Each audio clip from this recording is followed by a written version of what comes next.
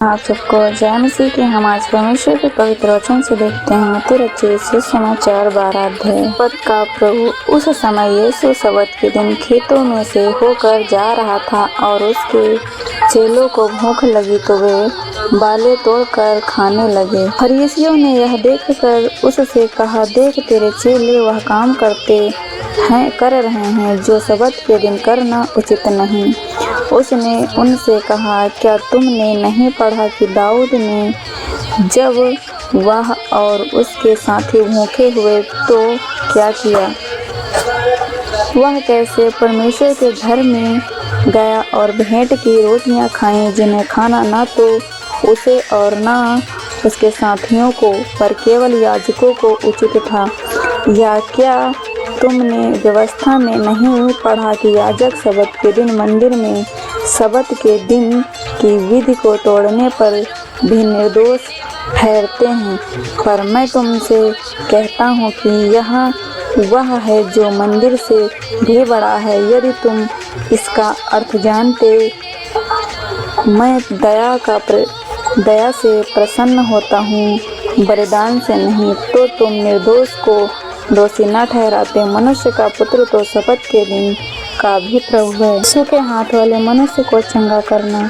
वहाँ से चलकर वह उनके आराधनालय में आया। वहाँ एक मनुष्य था जिसका हाथ सूखा हुआ था। उन्होंने यीशु पर दोष लगाने के लिए उससे पूछा, क्या सबत के दिन चंगा करना उचित है?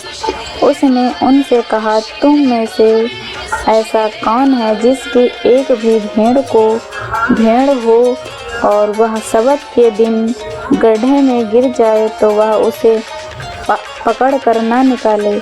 भला मनुष्य का मूल्य भेड़ से कितना बढ़कर है, इसलिए सबत के दिन भलाई करना उचित है। तब उसने उस मनुष्य से कहा, अपना हाथ बढ़ा। उसने बढ़ाया और वह फिर दूसरे हाथ की तरह अच्छा हो गया। तब फरीसियों ने बाहर जाकर उसके विरोध में सम्मति की कि उसे किस प्रकार नष्ट करें। परमेश्वर का चुना हुआ सेवक यह जानकर यीशु वहाँ से चला गया और बहुत लोग उसके पीछे हो लिए, और उसने सबको चंगा किया और उन्हें चिताया कि मुझे प्रगट न करना, ताकि जो वचन यशायाह भविष्यद्वक्ता के द्वारा कहा गया था वह पूरा हो। देखो, यह मेरा सेवक है जिसे मैंने चुना है, मेरा प्रिय जिससे मेरा मन प्रसन्न है। मैं अपना आत्मा उस पर डालूंगा और वह अन्य जातियों को न्याय का समाचार देगा। वह न झगड़ा करेगा और न धूम मचाएगा और न बाजारों में कोई उसका शब्द सुनेगा। वह कुचले हुए सरकंडे को न तोड़ेगा और धुआं देती हुई बत्ती को न बुझाएगा, जब तक वह न्याय को प्रबल न कराए। और अन्य जातियां उसके नाम पर आशा रखेंगी। और बालज बोल। तब लोग एक अंधे गूंगे को, जिसमें दुष्ट आत्मा थी, उसके पास लाए और उसने उसे अच्छा किया और वह बोलने और देखने लगा। इस पर सब लोग चकित होकर कहने लगे, यह क्या दाऊद की संतान है? परंतु फरीसियों ने यह सुनकर कहा, यह तो दुष्ट आत्माओं के सरदार बलजबूल की सहायता के बिना दुष्ट आत्माओं को नहीं निकालता। उसने उनके मन की बात जानकर उनसे कहा, जिस किसी राज्य में फूट होती है वह उजड़ जाता है, और कोई नगर या घराना जिसमें फूट होती है बना न रहेगा। और यदि शैतान ही शैतान को निकाले तो वह अपना भी विरोधी हो गया है, फिर उसका राज्य कैसे बना रहेगा? भला यदि मैं शैतान की सहायता से दुष्ट आत्माओं को निकालता हूँ तो तुम्हारे वंश किसकी सहायता से निकालते हैं, इसलिए वे ही तुम्हारा न्याय करेंगे। पर यदि मैं परमेश्वर के आत्मा की सहायता से दुष्ट आत्माओं को निकालता हूँ तो परमेश्वर का राज्य तुम्हारे पास आ पहुँचा है। या कैसे कोई मनुष्य किसी बलवंत के घर में घुसकर उसका माल लूट सकता है, जब तक कि पहले वह उस बलवंत को न बांध ले, तब वह उसका घर लूट लेगा। मेरे साथ नहीं वह मेरे विरोध में है, और जो मेरे साथ नहीं बटोरता वह बिखरता है। इसलिए मैं तुमसे कहता हूँ कि मनुष्य का सब प्रकार का पाप और निंदा क्षमा की जाएगी, परंतु पवित्र आत्मा की निंदा क्षमा न की जाएगी। जो कोई मनुष्य का पुत्र के विरोध में कोई बात कहेगा, उसका यह अपराध क्षमा किया जाएगा, परंतु जो कोई पवित्र आत्मा के विरोध में कुछ कहेगा, उसका अपराध ना तो इस लोक में और ना परलोक में क्षमा किया जाएगा। पेड़ और उसका फल, यदि पेड़ को अच्छा कहो तो उसके फल को भी अच्छा कहो, या पेड़ को निकम्मा कहो तो उसके फल को भी निकम्मा कहो, क्योंकि पेड़ अपने फल ही से पहचाना जाता है। हे सांप के बच्चों, तुम बुरे होकर कैसे अच्छी बातें कह सकते हो, क्योंकि जो मन में भरा है वही मुंह पर आता है। भला मनुष्य मन के भले भंडार से भली बातें निकालता है, और बुरा मनुष्य बुरे भंडार से बुरी बातें निकालता है।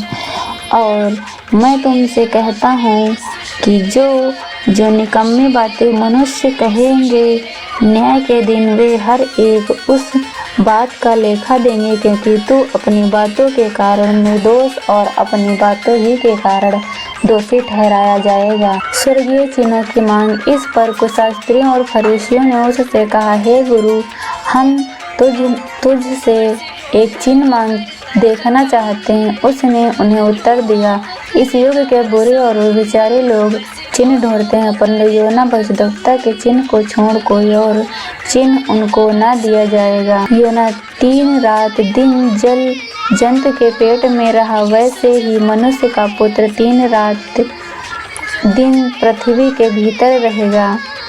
नीनवे के लोग न्याय के दिन इस युग के लोगों के साथ उठकर उन्हें दोषी ठहराएंगे, क्योंकि उन्होंने योना का प्रचार सुनकर मन फिराया, और देखो यहाँ वह है जो योना से भी बड़ा है। दक्षिण की रानी न्याय के दिन इस युग के लोगों के साथ उठकर उन्हें दोषी ठहराएगी, क्योंकि वह सुलेमान का